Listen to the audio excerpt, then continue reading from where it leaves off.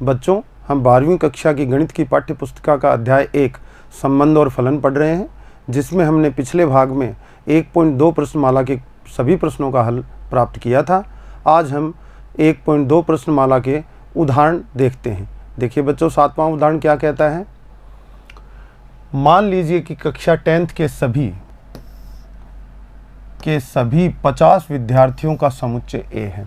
तो ए एक समुच्चय बनाया गया है जिसमें 10th क्लास में पढ़ने वाले 50 स्टूडेंट्स हैं।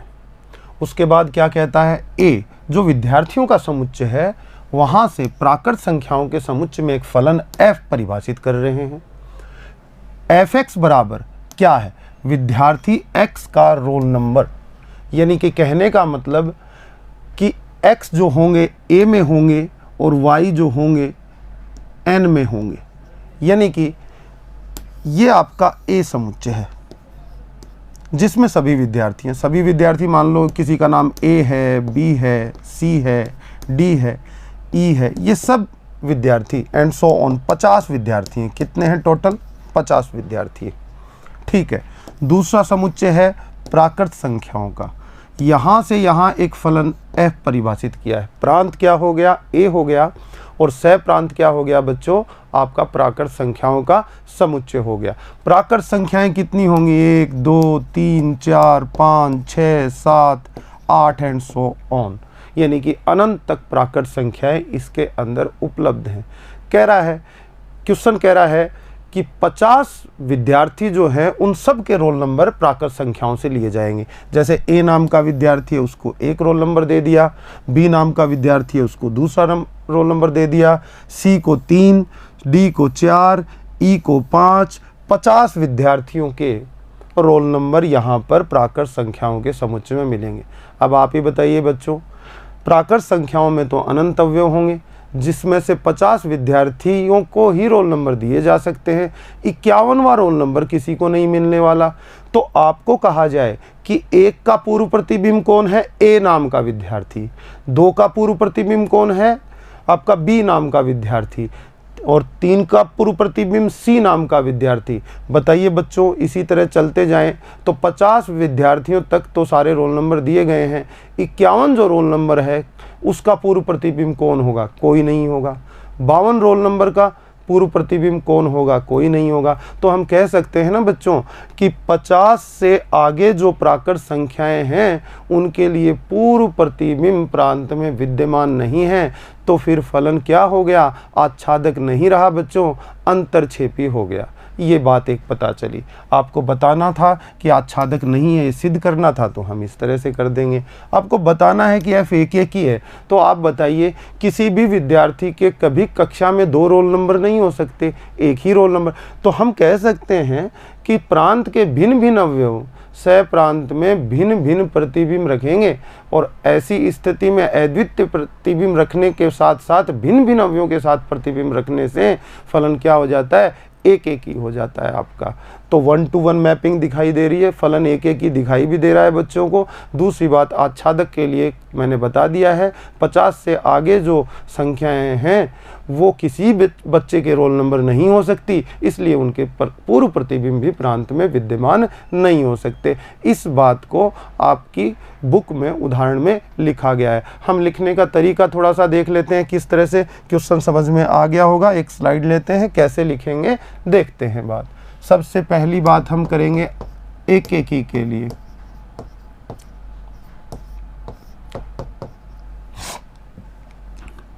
स्पष्टतया प्रांत ए के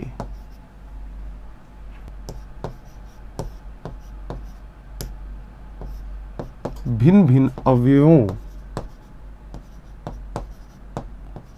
के प्रतिबिंब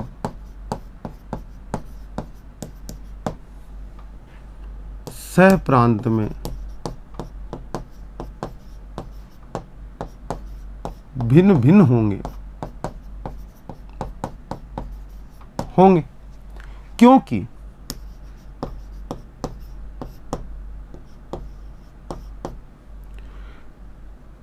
किसी भी विद्यार्थी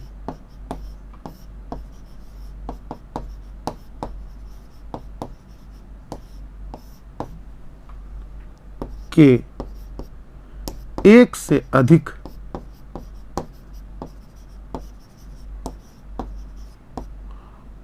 रोल नंबर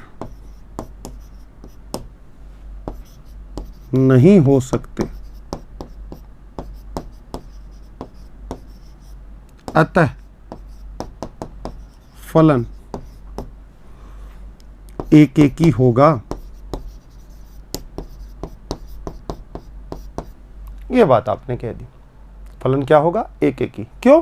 क्योंकि प्रांत में जो आपके विद्यार्थी उपलब्ध हैं उनके सभी के अलग अलग रोल नंबर होंगे, ये बात स्पष्ट है। इसलिए सह प्रांत के प्रत्येक सभी भिन्न भिन्न अवयव प्रतिबिंब रखेंगे सह प्रांत में, वो कैसे होंगे, भिन्न भिन्न होंगे। तो फलन क्या हो गया, एक एक ही हो गया आपका। फिर आपका आच्छादक के लिए क्या कहेंगे, देखिएगा।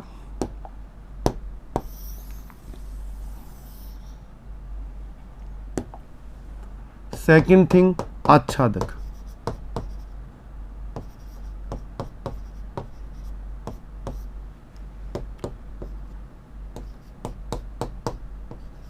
प्रांत में 50 विद्यार्थी उपस्थित हैं,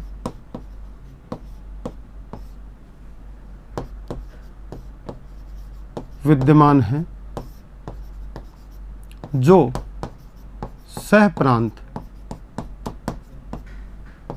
n में 50 तक रोल नंबर प्राप्त करेंगे।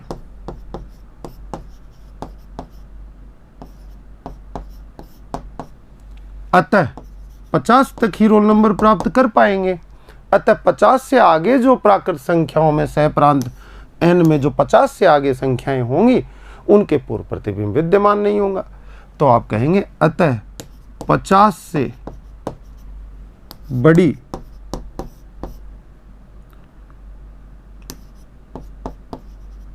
प्राकृत संख्या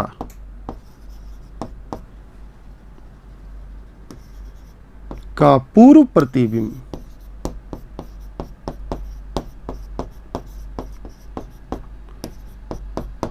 प्रांत में विद्यमान नहीं होगा।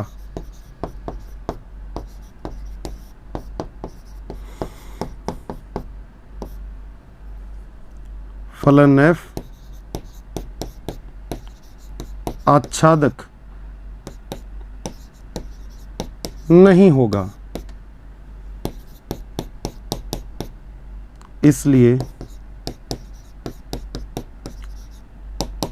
अंतरछेपी होगा।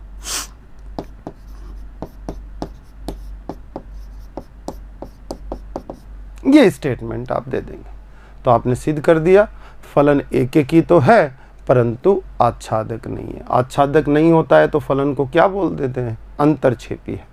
अगला क्वेश्चन देखते हैं बच्चों क्या कहता है। देखिए उदाहरण नंबर 8, सिद्ध कीजिए कि f(x) बराबर 2x। फलन का नाम क्या है, f(x) बराबर 2x। एक तो नियम हो गया फलन का। फिर फलन कहाँ से कहाँ परिभाषित है, नेचुरल नंबर से नेचुरल नंबर में। ठीक है, एक एक ही है किंतु आच्छादक नहीं है। हम समझते हैं कैसे ये एक एक ही है, आच्छादक नहीं है। देखिए प्रांत जो है वो प्राकृत संख्या है, सह प्रांत जो है वो भी प्राकृत संख्याओं का समुच्चय है। प्रांत से सह प्रांत में f को परिभाषित किया जा रहा है। कैसे इसी को बच्चे बोलते हैं y। f(x) = y होता है। x का मान रखते हैं, y का निकालते हैं। तो बताइए इसमें 1 2 3 4 5 6 7 एंड सो ऑन इस तरह की संख्याएं होंगी। यहाँ पर भी 1 2 3 4 5 6 7 8 9 10 और सो ऑन इस तरह की संख्याएं होंगी। देखते हैं कौन किसके साथ जुड़ रहा है बच्चों। आपने कहा x बराबर 1, x यहाँ पर होंगे बच्चों और y होंगे यहाँ पर। x का मान रखेंगे, y का निकालेंगे, संबंध बनाएंगे। x बराबर 1 रखा तो 1 दूनी 2 यानी y बराबर 2 प्राप्त हुआ, यानी 1 2 के साथ संबंध बनाएगा बच्चों। 2 किसके साथ बनाएगा, x बराबर 2 लिया अगला अवयव तो y बराबर कितना हो गया 4। 3 6 के साथ बनाएगा 4 8 के साथ बनाएगा, 5 10 के साथ बनाएगा। ये जो आपके अवयव संबंध बना रहे हैं, तो आप देख पा रहे हैं कि प्रांत के जो भिन्न भिन्न अवयव हैं सह प्रांत के भिन्न भिन्न अवयवों से संबंध बना रहे हैं। तो फलन क्या हो जाता है? एक एक ही हो जाता है। उसके बाद आप आच्छादक के बारे में बताएंगे तो देखेंगे कि सह प्रांत, ये आपका क्या है? प्रांत, और ये बच्चों का क्या है? सह प्रांत। तो बच्चे देखेंगे कि सह प्रांत में विषम संख्याएं जो हैं उनके पूर्व प्रतिबिंब प्रांत में विद्यमान नहीं है। तो एक भी आपको अवयव सह प्रांत में ऐसा मिल जाए जिसका पूर्व प्रतिबिंब प्रांत में विद्यमान न हो, तो फलन क्या हो जाता है बच्चों? आच्छादक नहीं रह पाता, अंतरछेपी हो जाता है। तो फलन आच्छादक नहीं है लेकिन एक एक ही है। इस बात को आप स्पष्ट रूप से देख पा रहे हैं। लिखने का जो तरीका है वो मैं आपको आगे बता देता हूँ। सैद्धांतिक रूप से अपन इस क्वेश्चन को सॉल्व कर सकते हैं। देखिए 2x एक सम संख्या होगी अगर x एक प्राकृत संख्या है। जो 2 से संख्या गुणा हो जाती है वो क्या हो जाती है? सम बन जाती है। तो देखें आप y कैसी संख्या होगी? सम संख्या। y बराबर 2x है, 2x सम हुआ तो y भी क्या हो गया? सम। तो प्रतिबिंब सारे के सारे सम प्राप्त हो रहे हैं। देखते हैं कैसे लिखते हैं बच्चों। तो सबसे पहले बच्चे एक एक की बात कर लेंगे। एक एक ही माना fx1 बराबर fx2 for all x1, x2 belongs to आपका नेचुरल नंबर। क्या हो गया? नेचुरल नंबर हो गया ये। फिर हम लिखेंगे इम्प्लाइज दैट आपका फंक्शन क्या है? fx बराबर है 2x, और कहाँ से कहाँ डिफाइन है? नेचुरल नंबर से नेचुरल नंबर। x यहाँ मिलते हैं, y यहाँ मिलते हैं। बच्चों को पहले भी काफ़ी समझाया गया है। अब देखिए fx1 यानी कि फंक्शन में x देते हो तो वो उसका दुगना कर देता है। फंक्शन का बिहेवियर ऐसा है। x1 दोगे तो कितना बना देगा? 2x1 बना देगा। x2 दोगे फंक्शन में यहाँ x की जगह तो आगे भी x की जगह x2 आ जाएगा। तो fx2 की वैल्यू 2x2 हो जाएगी। 2 से 2 कैंसिल करके x1 इक्वल टू x2 लिख देंगे। बताइए बच्चों fx1 बराबर fx2 लेकर चले थे और x1 बराबर x2 प्राप्त कर लेते हैं, तो कौन सी बात पूरी हुई आपकी? एक एक की या बहु एक की? ये परिभाषा है एक एक की। तो बच्चे कहेंगे इम्प्लाइज दैट f एक की है। f मतलब आपका फलन एक एक ही है। एक एक ही बच्चों ने सिद्ध कर दिया। बात कर लेते हैं सेकंड आच्छादक की। आच्छादक में देखिए बच्चों, आच्छादक में क्या लिखेंगे? आच्छादक के लिए हम कैसे मानते हैं? माना y बराबर 2x। कैसे माना? कब? जहां y बराबर क्या हो जाएगा? y बराबर fx होता है। तो y बराबर क्या हो गया? 2x। y बराबर बच्चों 2x, y बराबर fx लिखा जाता है। तो y बराबर fx की वैल्यू कितनी? 2x लिख दी। इम्प्लाइज दैट ये y को x के पदों में व्यक्त किया जा रहा है यहाँ पर। ये कैसा फलन है बच्चों? स्पष्ट फलन। अब हम x को y के पदों में व्यक्त करेंगे तो आपका हो जाएगा x बराबर y बटा 2। यहाँ पर आप देख पा रहे हैं x को y के पदों में व्यक्त कर दिया गया है। अब हम चेक करेंगे प्रत्येक y के लिए x विद्यमान है कि नहीं पूर्व प्रतिबिंब के रूप में। तो हम देखेंगे कि y है क्या? प्राकृत संख्या। तो आप कहेंगे, उदाहरण दे देते हैं। अभी आपने पीछे देखा, बताइए क्या 1 का पूर्व प्रतिबिंब विद्यमान है सह प्रांत के अवयव का? नहीं है। 3 का है? किसी भी विषम संख्या का नहीं है।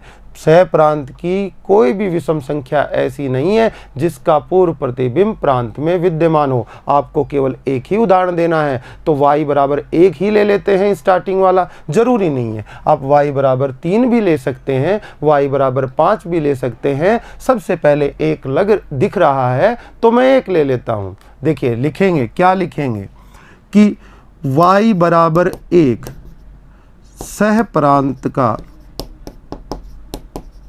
अवयव है जिसका पूर्व प्रतिबिंब बताओ बच्चों, पूर्व प्रतिबिंब क्या बनेगा? पूर्व प्रतिबिंब y बराबर 1 लोगे तो x पूर्व प्रतिबिंब कौन होता है y का पीछे x, तो x का मान हो जाएगा 1/2। तो कहेंगे 1 x बराबर क्या आना चाहिए y बराबर 1 की स्थिति में 1/2। यहाँ y बराबर 1 आप इसके अंदर रखेंगे तो आपको मिल जाएगा x का मान। तो पूर्व प्रतिबिंब x बराबर 1/2 not belongs to natural number. तो पूर्व प्रतिबिंब ये x बराबर 1/2 नेचुरल नंबर नहीं है। इसका मतलब क्या हुआ? आपके यहाँ पर प्रांत में विद्यमान नहीं होगा। पूर्व प्रतिबिंब प्रांत में विद्यमान नहीं होगा, नहीं है। क्यों? क्योंकि वो प्राकृत संख्या नहीं है। अगर वो प्राकृत संख्या होती तो प्रांत में जरूर विद्यमान होती, विद्यमान नहीं है। अतः फलन f आच्छादक नहीं है। यही तो बच्चों को सिद्ध करना था कि फलन एकेकी तो है परंतु आच्छादक नहीं है। बच्चों अगले क्वेश्चन पे चलते हैं। अगला क्वेश्चन क्या कहता है? देखिए उदाहरण नंबर 9 कहता है सिद्ध कीजिए कि f(x) बराबर 2x। बच्चों ये तो वही क्वेश्चन दिखाई दे रहा है जो पीछे था, लेकिन बच्चों यहाँ इसको r से r में परिभाषित कर दिया गया है। यानी कि पहले प्राकृत संख्या से प्राकृत संख्या में परिभाषित किया था, अब वास्तविक संख्याओं के समुच्चय से वास्तविक संख्याओं के समुच्चय में आपके सामने परिभाषित किया गया है। मैंने आपको पहले ही कहा है प्रांत और सह प्रांत बदलने से फलन का जो प्रकार होता है वो प्रभावित हो जाता है।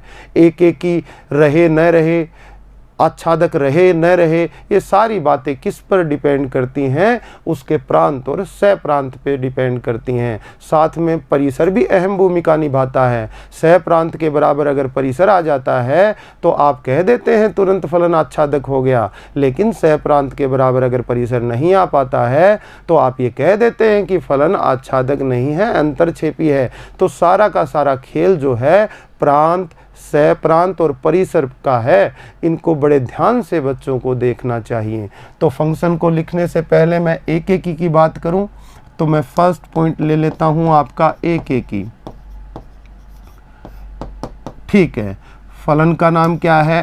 f(x) बराबर नियम जो है उसका इस प्रकार है, और f जो है कहाँ से कहाँ परिभाषित है बच्चों? r से r में परिभाषित है। ये दो चीज़ें बच्चों को पता होनी चाहिए। तो यहाँ पर x मिलेंगे बच्चों और यहाँ पर y।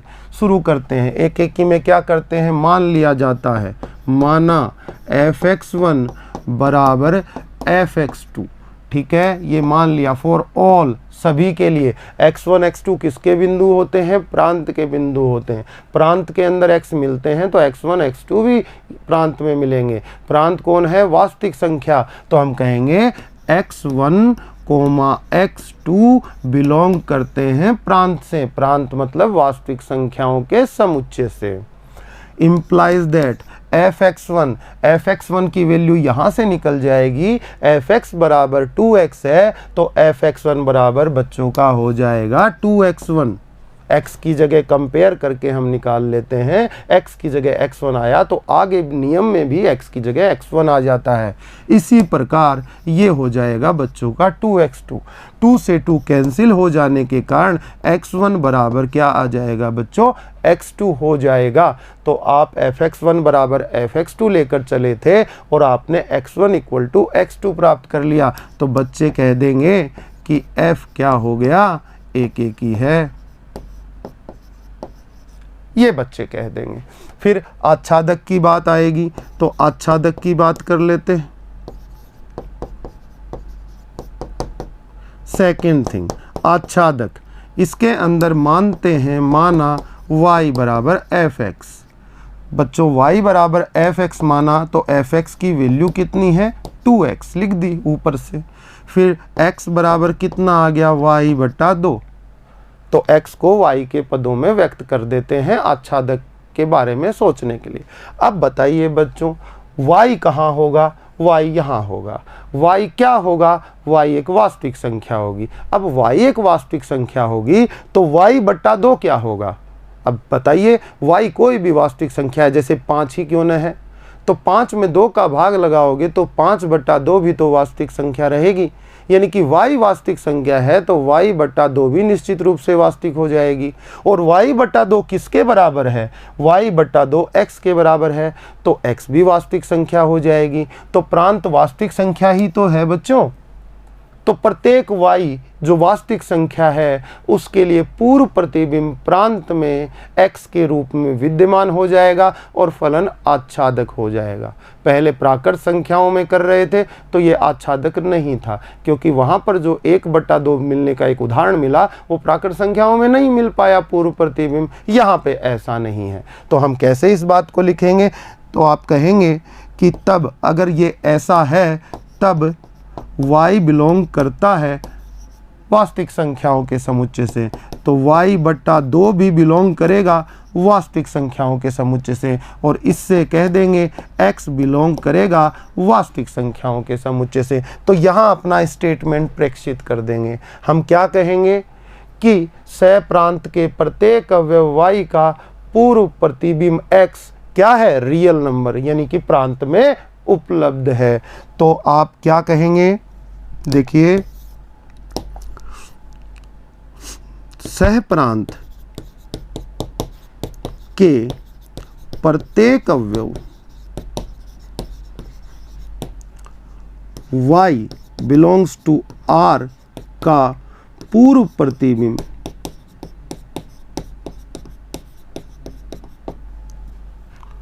प्रांत R में विद्यमान है, अतः f आच्छादक है। तो बच्चों, आपने सिद्ध कर दिया कि दिया गया फलन आच्छादक भी है और एकेकी भी है। आपको यही तो सिद्ध करना था कि एकेकी आच्छादक है। चलिए बच्चों, अगले क्वेश्चन पे फोकस करते हैं। क्या कहता है देखिएगा जरा। अगला उदाहरण नंबर 10 कहता है सिद्ध कीजिए कि f1 बराबर f2 बराबर 1। ये लाइन क्या कहना चाहती है? देखिए, f1 है क्या? 1 1 का प्रतिबिंब, एक प्रांत का अवयव है। जैसे ही उसके बाहर फलन ले लिया तो वो सहप्रांत का अवयव बन जाता है, यानी कि प्रतिबिंब बन जाता है। तो जो 1 का प्रतिबिंब है वो 1 है और 2 का प्रतिबिंब भी 1 है। तो आप बताइए, 1 प्रांत में है, 2 प्रांत में है और दोनों का प्रतिबिंब कौन है? 1 है। कुछ इस तरह की स्थिति ये बताना चाहता है। तो फलन बहुएकी दिखाई दे रहा है, पहले ही एक एक ही नहीं है, बहुएकी है। ये तो इसी बात से स्पष्ट हो गया कि प्रांत के दो भिन्न भिन्न अवयव सह प्रांत में समान प्रतिबिंब रखते हैं तो फलन एक एक ही नहीं होता, बहुएकी हो जाता है। तो ये कह रहा है कि एक एक ही नहीं है, सिद्ध करना है। तो ये तो साफ साफ पहली लाइन ने ही सिद्ध कर दिया है। उसके बाद बात करते हैं, जब x 2 से बड़ा हो, यहाँ पर x क्या था? 1 और 2 था। अब x का मान देखो, इसमें 1 लिया गया, इसमें 2 लिया गया। इनके प्रतिबिंब की तो बात कर दी कि दोनों के प्रतिबिंब क्या आ गए? समान आ गए। लेकिन प्राकृत संख्याओं में n से n में फलन को परिभाषित किया जा रहा है।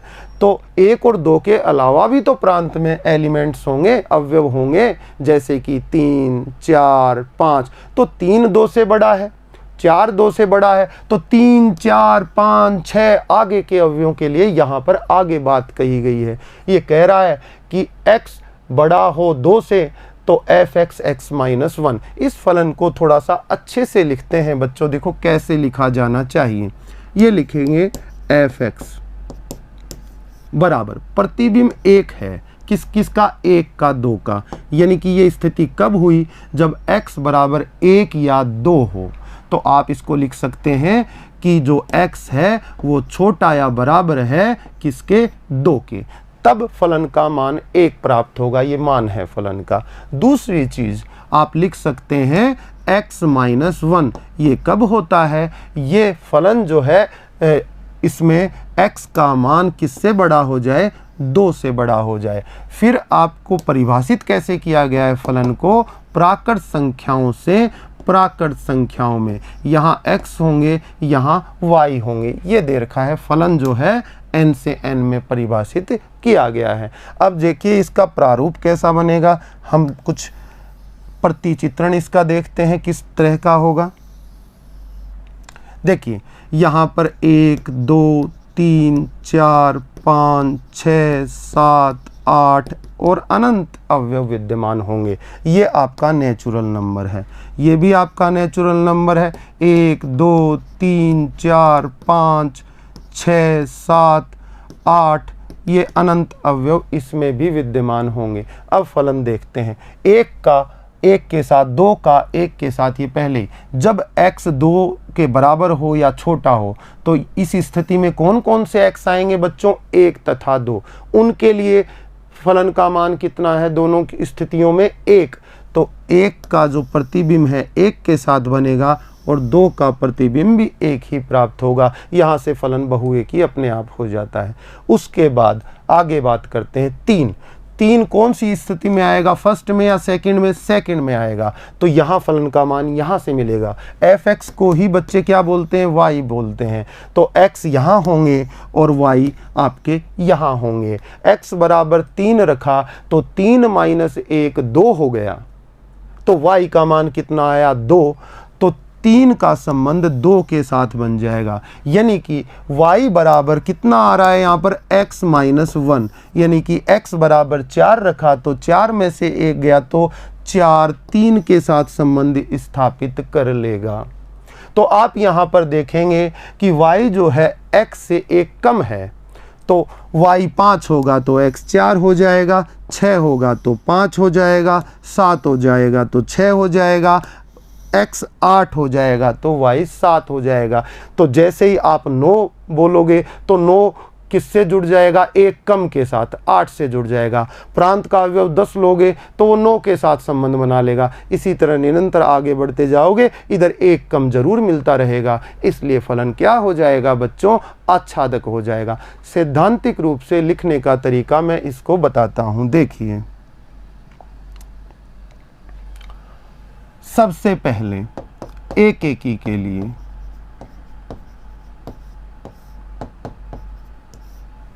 एक एकी के लिए कह देंगे f 1 का जो प्रतिबिंब है वो 1 है, तथा f तथा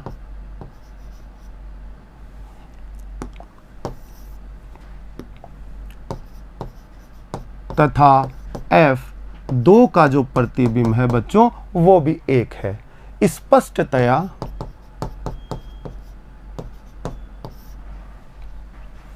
प्रांत के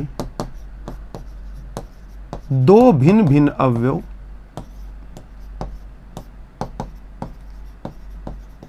अवयव सह कौन कौन अवयवों के नाम लिख लो?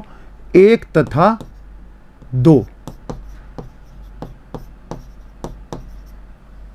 सह प्रांत में समान प्रतिबिंब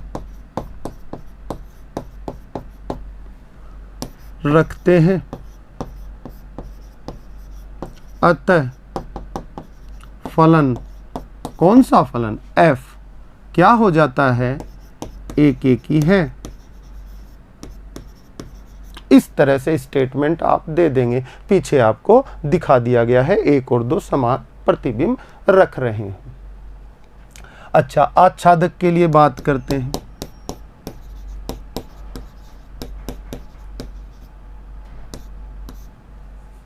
इसके अंदर बच्चों 2 केस लेने की जरूरत है। पहला केस, फर्स्ट केस, तो आप लिखेंगे केस फर्स्ट। क्या कहता है? जब x का मान 2 या 2 से छोटा हो तब f1 तथा इक्वल टू f2 बराबर 1। अतः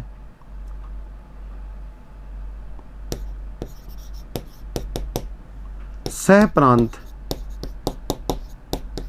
के अवयव एक के दो पूर्व प्रतिबिंब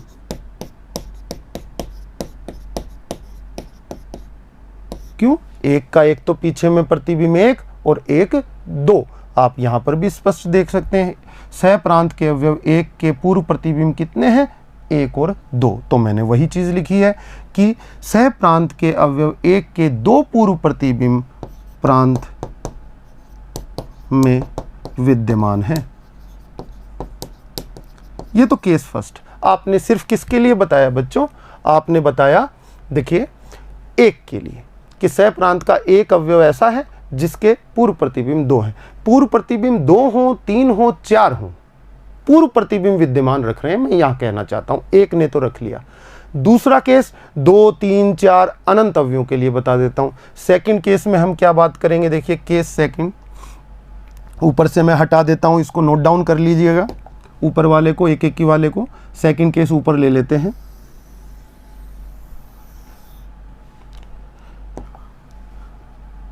केस सेकंड, जब x बड़ा हो 2 से तब बात कर रहे हैं।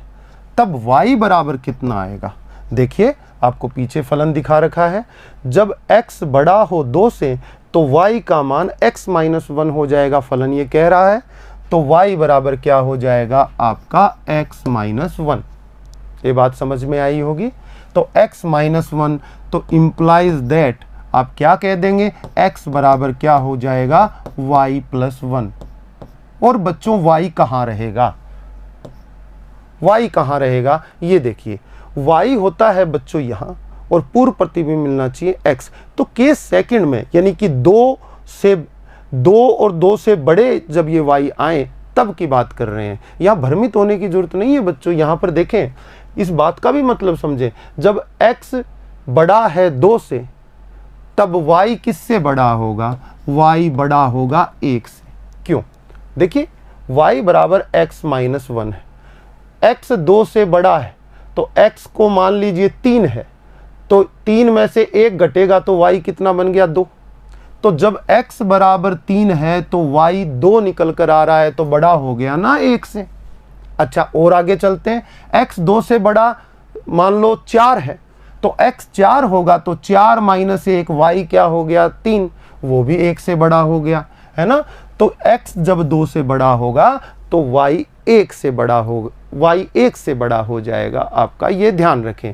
तो 1 से बड़े के लिए मैं बात कर रहा हूँ 2, 3, 4, 5, 6, इनके पूर्व प्रतिबिंब अगर हम प्रांत में दिखा देते हैं तो इसका मतलब फलन को आच्छादक होना पड़ेगा। पहले केस में आपने 1 के पूर्व प्रतिबिंब बता दिए, दूसरे केस में 2, 3, 4, 5, यानी कि y जब 1 से बड़ा है उनके पूर्व प्रतिबिंब प्रांत में दिखाने हैं हमें। तो दिखाते हैं, देखिए कैसे दिखाएंगे। y बराबर क्या हो गया x प्लस 1, y किस से बिलोंग करेगा, नेचुरल नंबर से। तो आप कहेंगे क्यों, क्योंकि यहां पर आपका फलन में क्या लिया गया है, natural number n, natural number है y। तो हम लिखते हैं इसको, जब y belongs to natural number is implies that y plus 1 also belongs to natural number. तो y में 1 जोड़ देंगे तो भी तो प्राकृत संख्या रहेगी, किसी प्राकृत संख्या में 1 जोड़ने से प्राकृत संख्या ही आती है। तो ये बात इंप्लाइज करेगी y प्लस 1 की वैल्यू तो x के बराबर दिखा रखी है, तो x भी किससे बिलोंग करेगा, नेचुरल नंबर से। तो नेचुरल नंबर से बिलोंग करेगा तो किस में हो जाएगा, प्रांत में हो जाएगा, क्योंकि प्रांत क्या है, प्राकृत संख्याओं का समुच्चय ही तो है। तो आपने देखा इस केस में प्रत्येक y के लिए पूर्व प्रतिबिंब के रूप में x प्रांत में खोज निकाला है। इसका मतलब क्या हुआ, फलन को आच्छादक होना होगा। दोनों केसों से हम बात कह सकते हैं। तो हम कहेंगे सह प्रांत के प्रत्येक अवयव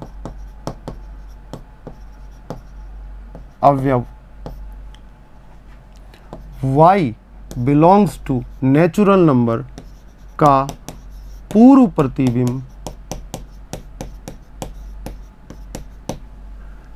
x belongs to natural number प्रांत में विद्यमान है, अतः फलन क्या है, आच्छादक होगा। केस फर्स्ट में एक का पूर्व प्रतिबिंब बता दिया था आपने, केस सेकंड में एक से बड़े अवयव जो सहप्रांत में थे उनके पूर्व प्रतिबिंब भी आपने प्रांत में दिखा दिए। तो इसका मतलब फलन को क्या होना होगा, आच्छादक होना होगा बच्चों। तो इस तरह से आप इस क्वेश्चन को कर सकते हैं। अगला उदाहरण देखते हैं, उदाहरण नंबर बच्चों 11 क्या कहता है, f(x = x²। ये फलन का नियम दिया गया है। फलन जो है r से r में परिभाषित किया गया है और कहा गया है न तो एकेकी है न ही आच्छादक। ये आपको सिद्ध करना है। तो देखिए हम सिद्ध करते हैं बच्चों। ये क्वेश्चन आपने पहले अलग अलग प्रांत और सह प्रांतों में प्रश्नमाला 1.2 में दूसरा क्वेश्चन जो था आपका वही है, आपने कर भी रखा है। हम इसको पुनः देखते हैं। तो सबसे पहले बात होगी एकेकी की। एकेकी सबसे पहले बताइए f(x) का नियम क्या है, x² और f परिभाषित किया गया है r से r में। ये चीज़ बहुत महत्वपूर्ण है, लिख लेनी चाहिए। यहाँ x मिलेंगे, यहाँ y मिलेंगे, बच्चों ने ये जान लिया। अब एकेकी के लिए बच्चे क्या करते हैं, एकेकी के लिए हम बताते, अगर एकेकी है तो हम परिभाषा से चल पड़ते हैं और एकेकी नहीं है तो हम उदाहरण लेके बता दें। अब आप बताइए, प्रांत में जो भी अवयव होंगे 2 और -2 भी उपलब्ध होंगे। 2 का वर्ग 4 और -2 का वर्ग 4, तो बताओ प्रांत के दो भिन्न भिन्न अवयवों ने समान प्रतिबिंब प्राप्त कर लिया। तो फलन कैसा हो गया, बहुएकी हो गया। बच्चे ये भी कह सकते हैं कि प्रांत में 3 और -3 उपलब्ध हैं और इनके जो प्रतिबिंब बनेंगे 3² और -3 का होल स्क्वायर बनेंगे, जो कि समान होंगे, क्योंकि 3 का स्क्वायर भी 9 और -3 का स्क्वायर। तो हम बहुत ही आसानी से इसको सिद्ध कर सकते हैं। तो हम कहेंगे कि फंक्शन में मैं 2 रखूं तो मुझे 2 स्क्वायर करना होगा इसकी वैल्यू के लिए और बराबर 4 आ जाएगा। और मैं फंक्शन में -2 का प्रतिबिंब निकालना चाहूँ तो -2 का होल स्क्वायर मतलब कि 4 आ जाएगा। आप तुरंत कह देंगे कि प्रांत के 2 भिन्न भिन्न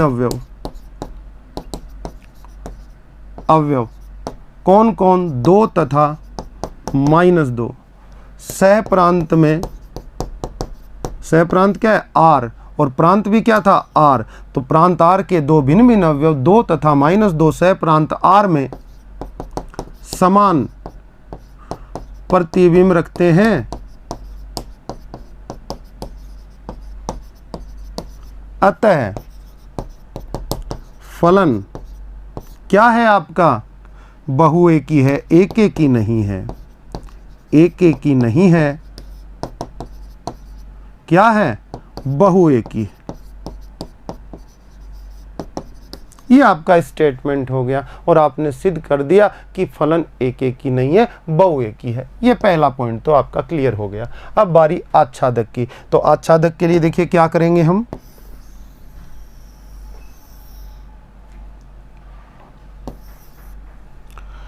आच्छादक के लिए सेकंड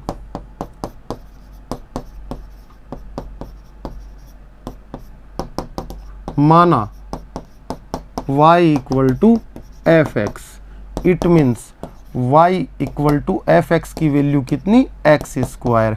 x बराबर क्या निकल कर आएगा, ± आपका y हो जाएगा। यहाँ प्लस माइनस लेने का कारण ये है कि x के बारे में बात कर रहे हैं तो x ऋणात्मक हो सकता है। x ऋणात्मक क्यों हो सकता है, क्योंकि प्रांत r है। अगर प्रांत n होता, r+ होता, z+ होता तो मैं ये प्लस माइनस नहीं लगा सकता था, मैं सिर्फ प्लस की संख्याएं ले सकता था। तो प्रांत में क्या उपलब्धता है इसके बारे में भी बच्चों को जानकारी होनी चाहिए। तो प्लस माइनस कब आता है कब नहीं आता है इस पर भी विचार करें। उसके बाद मैं यहाँ कहना चाहता हूँ कि क्या सभी y कहाँ पर हैं, सह प्रांत में। क्या सह प्रांत के प्रत्येक अवयव का पूर्व प्रतिबिंब विद्यमान है, तब तो आच्छादक हो जाएगा। और अगर ऐसा हुआ कि मैंने एक अवयव सह प्रांत में खोज लिया जिसका पूर्व प्रतिबिंब विद्यमान नहीं है, तो फलन क्या हो जाएगा? आपका आच्छादक न होकर अंतरछेपी हो जाएगा। बताओ बच्चों, y यहाँ पर होंगे तो धनात्मक और ऋणात्मक सभी संख्याएं उपलब्ध होंगी, और सभी संख्याएं उपलब्ध होंगी तो मैं y का मान अगर ऋणात्मक ले लूँ, -2 ले लूँ या -3 ले लूँ, चलो -3 लेते हैं, अभी -2 काफ़ी बार पहले ले चुके, -3 ले लूँ तो -3 लोगे तो अंडर रूट ऊपर लगा हुआ है, -3 का अंडर रूट सम्मिश्र संख्या आएगी क्योंकि उसमें आयोटा आ जाएगा, और आयोटा आ जाएगा तो सम्मिश्र संख्या होने के कारण फिर x सम्मिश्र संख्या बन जाएगी ऐसे तो, और सम्मिश्र संख्या x बन गई तो प्रांत में कैसे विद्यमान हो सकती है? प्रांत तो किसका है? वास्तविक संख्याओं का है। तो मुझे एक अवयव का उदाहरण मिल गया है। मैं लिखूंगा सहप्रांत के अवयव y बराबर -3 का पूर्व प्रतिबिंब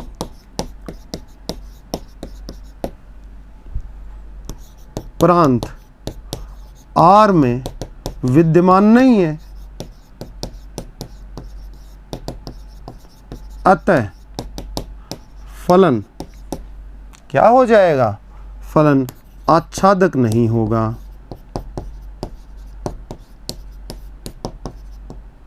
अपितु अंतरछेपी होगा। जो फलन आच्छादक नहीं होता अंतरछेपी हो जाता है बच्चों। तो इस तरह से आपने उदाहरण नंबर 11 को भी कर लिया। अब उदाहरण नंबर 12 की तरफ बढ़ते हैं। देखिए उदाहरण नंबर 12 क्या कहता है? सिद्ध कीजिए कि नीचे परिभाषित फलन, कहाँ? ये देखिए नीचे ये परिभाषित किया गया है। फलन को प्राकृत संख्याओं के समुच्चय से प्राकृत संख्याओं के समुच्चय में परिभाषित किया गया है, यानी कि आपके x भी कोई प्राकृत संख्या होगी और y भी कोई प्राकृत संख्या होगी। एकेकी तथा आच्छादक दोनों ही हैं। तो बात कर लेते हैं ये क्यों है।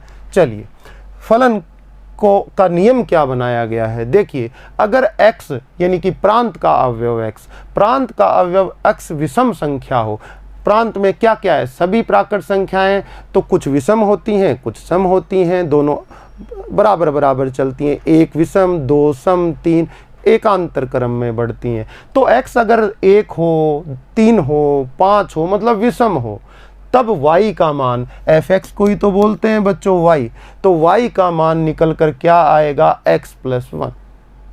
अब आप बताइए, y अगर x विषम है तो y सम हो जाएगा कि नहीं?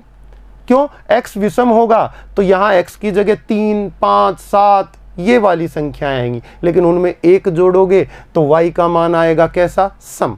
ठीक है, आगे बात करते हैं।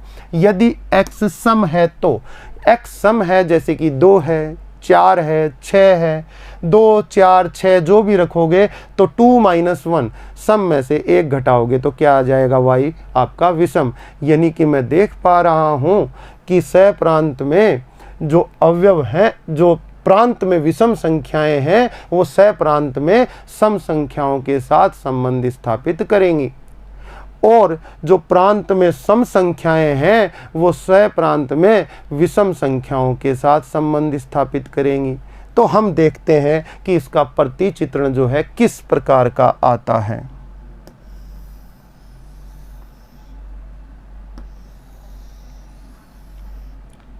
ये लीजिए, ये f, ये नेचुरल नंबर, ये नेचुरल नंबर 1 2 3 4 5 6 7 8 9 बहुत हैं, इतने अवयव आगे अनंत तक चलेंगे।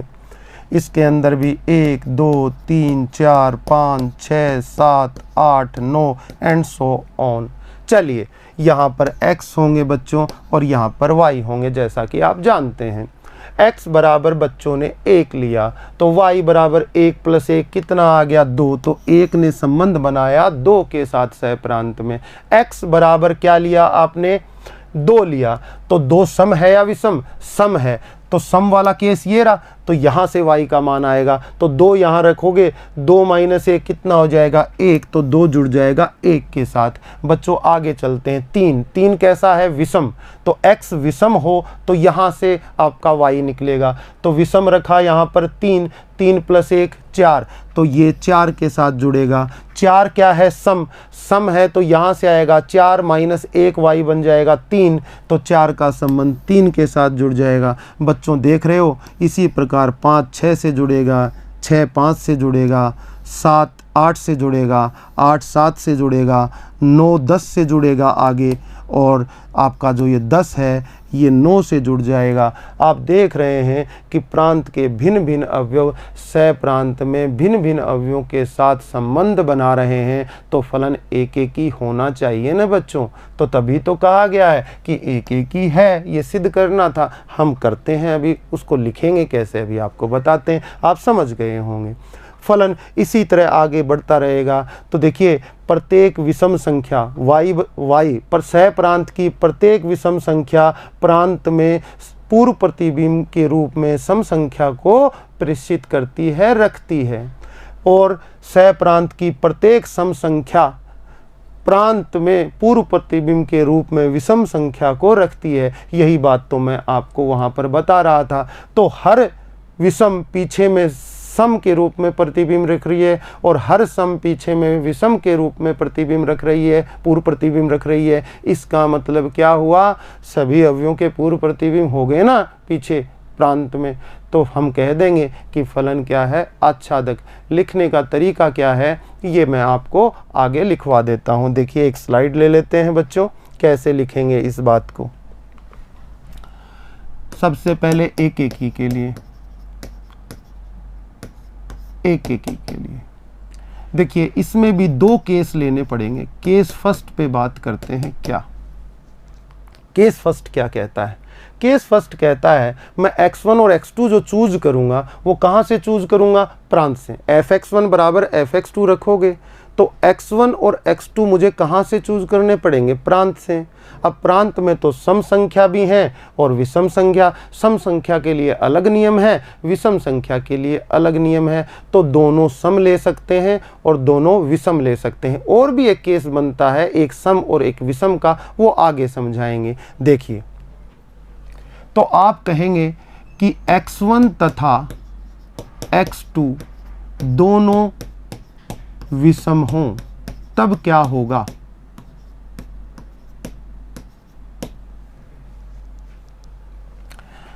तब क्या होगा देखिए, माना fx1 बराबर fx2 for all x1 x2 belongs to natural number. यही लिखते हैं, इसको लेकर चलते हैं। इम्प्लाइज दैट fx1 की वैल्यू, दोनों कैसी संख्याएं हैं, विषम संख्याएं। दोनों विषम संख्याएं हैं तो जरा विचार करते हैं। जैसे कि 1 और 3 हो गई, या 3 और 5 हो गई, या 3 और 7 हो गई। कोई भी विषम संख्या प्रांत की x1 और x2 है। अब x1 और x2 विषम है तो फिर फंक्शन की वैल्यू कहां से, fx की वैल्यू ये वाली होगी या ये वाली? ये वाली होगी, x+1 वाली।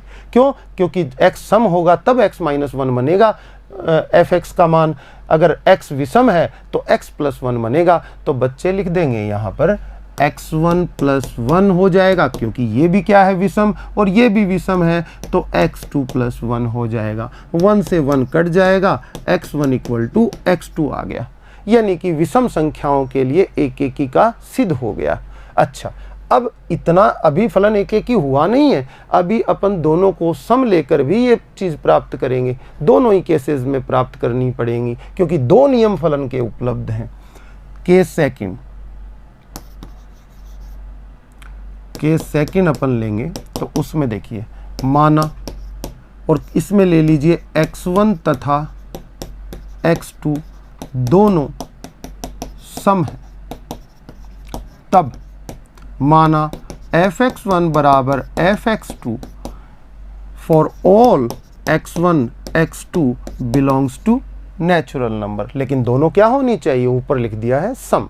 x1 x2 नेचुरल नंबर तो है लेकिन वो दोनों सम है। अब सम है तो पीछे नियम देखिए, अगर सम है तो x माइनस 1 एफ एक्स की वैल्यू बनेगी। तो यहाँ पर एफ एक्स 1 की वैल्यू कितनी बन जाएगी, x1 माइनस 1, ये x2 माइनस 1। इस केस में भी माइनस 1 से हट जाएगा और x1 बराबर क्या हो जाएगा, x2। अतः दोनों स्थितियों में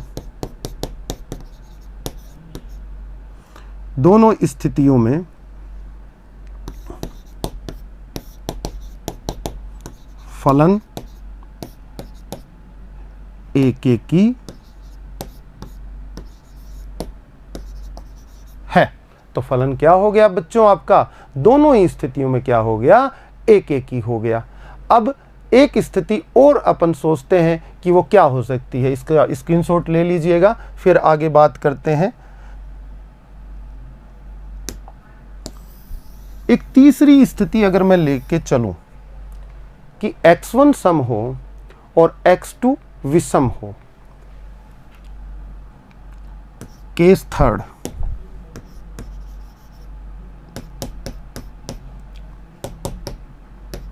x1 सम तथा x2 को विषम ले लूं। इस केस में क्या होगा देखिए, इस केस में बच्चों fx1 इक्वल टू fx2 नहीं हो पाएगा। इस केस में fx1 इक्वल टू fx2 क्यों नहीं हो पाएगा, ये आप देख लीजिए। अगर मान लीजिए मैंने x1 को लिया सम के रूप में, मैंने 2 ले लिया और x2 को 3 ले लिया, तो x1 आपका 2 है और x2 आपका कितना है, 3। तो यहां पर पीछे देखते हैं, x1 जब आपने 2 लिया तो ये वाला 2 हो गया और ये आपका कितना हो गया, 3 हो गया। तो बताइए 2 का प्रतिबिंब कितना बन रहा है, 1, और 3 का प्रतिबिंब कितना बन रहा है, 4। तो इन स्थितियों में जब एक सम हो एक विषम हो तो fx1 बराबर fx2 तो नहीं हो पाएगा, इसलिए इस केस को मैंने नहीं लिया था। इस केस के अंदर fx1 बराबर fx2 लेकर नहीं चला जा सकता, तो ये बराबर हो ही नहीं सकते। आप फलन की प्रकृति देख रहे हैं, तो फिर क्या किया जाए। अगर हम इसको क्लियर करना चाहते हैं तो क्या करें। एक परिभाषा 2 प्रकार से आपको एकेकी की बताई गई थी। एक तो ये कहा था कि fx1 इक्वल टू fx2 से आपको क्या इंप्लाइज हो जाए, x1 बराबर x2, तो फलन क्या हो जाता है, एकेकी हो जाता है। एक परिभाषा और लिखाई थी, आप पीछे आपके भाग देखेंगे, वीडियो देखेंगे तो पता चलेगा कि x1 बराबर नहीं हो x2, तब इंप्लाइज हो जाए कि fx1 बराबर नहीं है fx2 के, तब भी तो फलन एकेकी हो जाता है। तो इसमें प्रतिबिंब तो नहीं बराबर हो रहे हैं, तो इस केस में हम ये दूसरी परिभाषा को से पूरा कर देंगे कि x1 x2, क्योंकि एक सम है एक विषम है तो दोनों बराबर नहीं हो सकती, तो हम लेके चलेंगे x1 बराबर नहीं है x2 और हम दिखा देंगे कि fx1 बराबर नहीं होगा fx2 के, तो फलन इस स्थिति में भी एकेकी सिद्ध हो जाएगा। कैसे करेंगे देखिएगा बच्चों।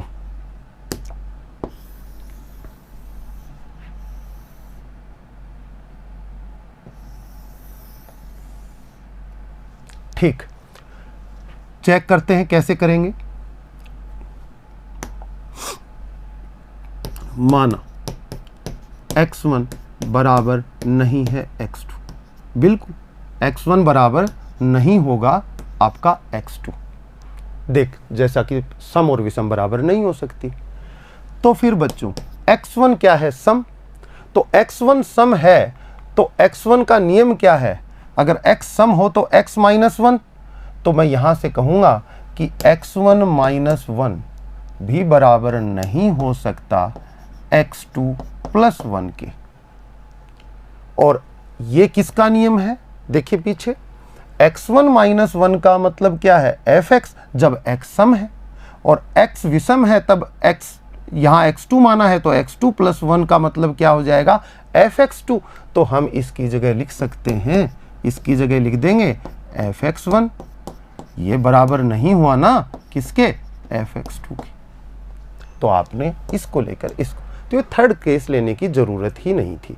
उन 2 केसों से भी काम चल जाएगा। फिर भी आप देखना चाहें तो इस प्रकार इसको लिख सकते हैं। तो फलन को आपने एक एक ही बता दिया 2 केस लेके। अब अपन देखते हैं आच्छादक के लिए। आच्छादक के लिए आप साफ साफ लिख सकते हैं, वैसे तो सीधा सा एक स्टेटमेंट दे दीजिए कि सह प्रांत के प्रत्येक सम संख्या का पूर्व प्रतिबिंब विषम संख्या के रूप में प्रांत में विद्यमान है, तथा सह प्रांत की प्रत्येक विषम संख्या का पूर्व प्रतिबिंब प्रांत में विद्यमान है। अतः फलन क्या है? आच्छादक है। तो ये स्टेटमेंट लिखवाता हूं, देखिए।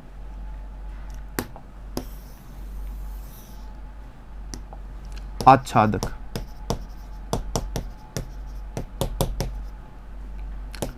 सह प्रांत की प्रत्येक विषम संख्या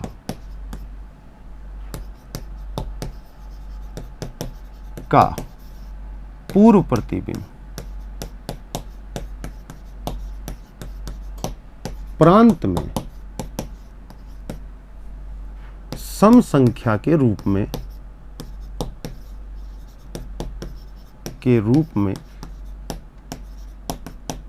विद्यमान है, तथा सह प्रांत की प्रत्येक सम संख्या का पूर्व प्रतिबिंब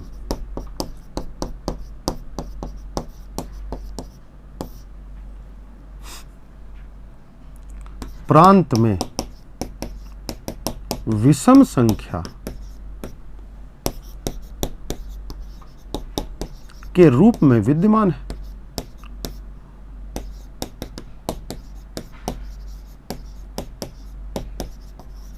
अतः फलन f आच्छादक भी है। तो आपने सिद्ध कर दिया फलन एक एक ही भी है और फलन आच्छादक भी है। बच्चों जरा इस पर गौर कीजिए। मैंने कहा सह प्रांत की प्रत्येक विषम संख्या के लिए पीछे पूर्व प्रतिबिंब विद्यमान है, और इसी प्रकार से सम संख्या का भी पीछे पूर्व प्रतिबिंब विद्यमान है। इसका मतलब सभी के पूर्व प्रतिबिंब विद्यमान हो गए और फलन क्या हो गया? आच्छादक। तो इसको ठीक से बनाइएगा और इसको समझिएगा। इस तरह से आप इस क्वेश्चन को कर सकते हैं। बच्चों अगला क्वेश्चन देखते हैं क्या कह रहा है।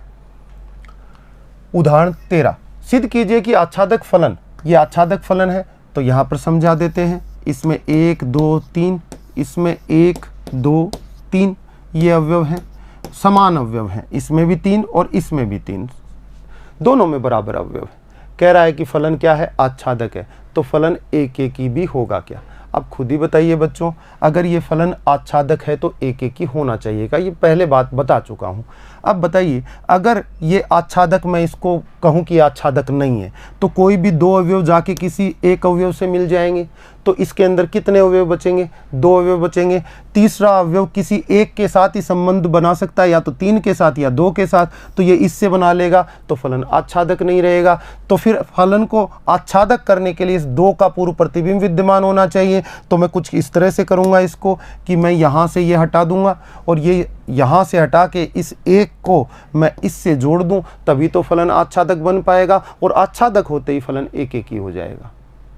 तो ये इस तरह से ये क्वेश्चन देख सकते हैं। और इसमें विपरीत अगला क्वेश्चन इस दूसरी चीज को बता रहा है कि फलन अगर एक एक ही है और बराबर अवयव हैं तो वो आच्छादक होगा। ये स्टेटमेंट तो हम पहले भी दे चुके हैं, यही चीज यहाँ पर भी देख लीजिए। अगर फलन एक एक ही है तो वो आच्छादक होगा क्योंकि अवयव बराबर हैं। एक एक ही है तो 1 to 1 मैपिंग होनी चाहिए, तो कोई अवयव शेष ही नहीं बचा कि जिसका पूर्व प्रतिबिंब विद्यमान न हो। तो फलन क्या है? आच्छादक तो उसको होना ही होगा अनिवार्य रूप से। लेकिन कंडीशन क्या है? दोनों समुच्चयों में प्रांत और सह प्रांत में अवयव क्या होने चाहिए? बराबर होने चाहिए। तो बच्चों आज हमने सभी उदाहरण कंप्लीट कर लिए हैं इसके। अब प्रश्नमाला 1.3 की तरफ हम आगे बढ़ेंगे। आज के लिए इतना ही। धन्यवाद।